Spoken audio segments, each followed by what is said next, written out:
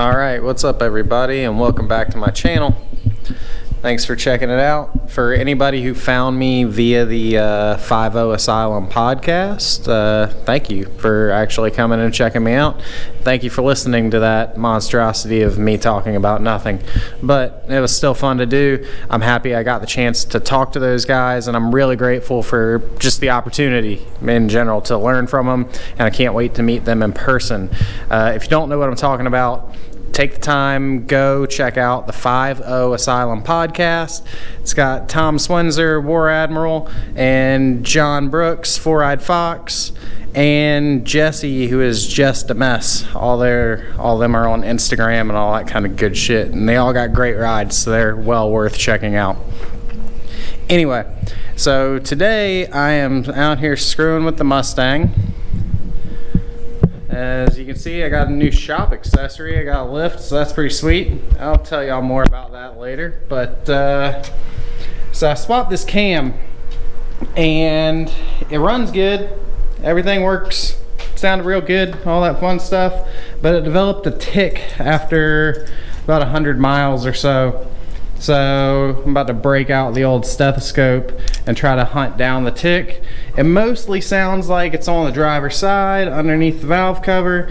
I suspect I either got a rocker coming loose or I got a stuck lifter or something fun like that. But I'm gonna see if I'm gonna run the car, see if I can pinpoint it a little bit to give me a better idea where to start, and then I'll tear into it and see if I can track it down. All right, back with you in a second.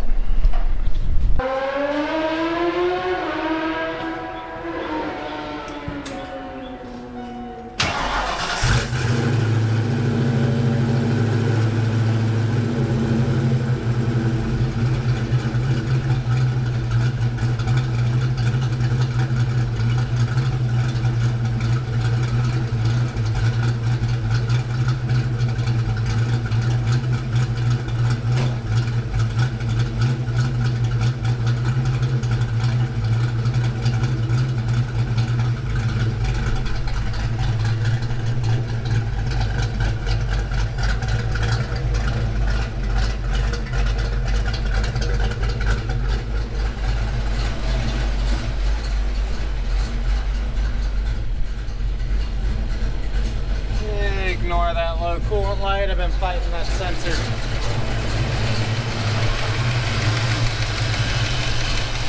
Alright, so I don't know if it really is showing up on the video or not, but there's definitely a bit of a tick over here. Like I said, I'm going to use that stethoscope and see if I can hunt it down. It seems to get a little bit worse as the car warms up.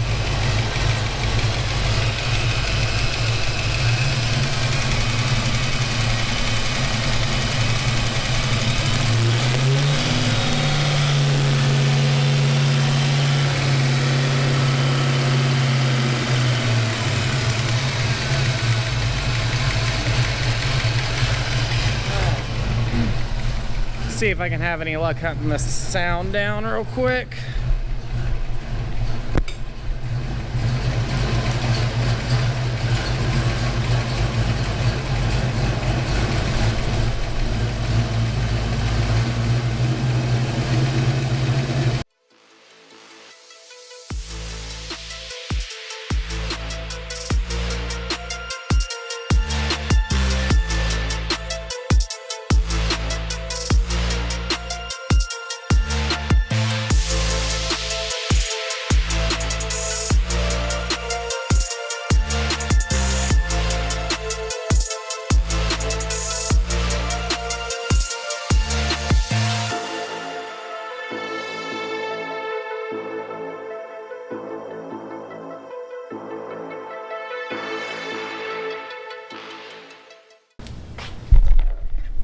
Alright, so it's actually really hard to tell with that stethoscope quite where that sound's coming from.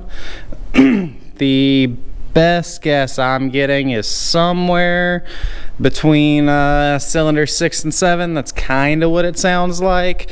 I'm gonna pull both valve covers and see if I see anything, see if there's anything obvious. Hopefully I see something, because that'll sure as heck make me feel better. But I won't bore you with that. I'll let you know what I find.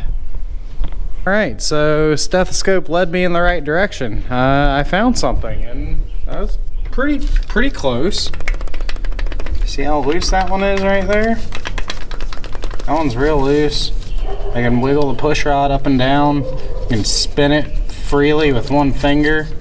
So I guess I need to see if that's that lifter collapsed, or if it's the pusher, or if it's the rocker itself hanging loose. Because the others, I mean, they're relatively tight. Like this one right next to it's quite a bit better. I can spin the push rod by hand, but it actually has some resistance to it, which is how it should be. And that's how most of these other ones are also when they're on the heel of the lobe. So I'm pretty sure this guy's my culprit right here.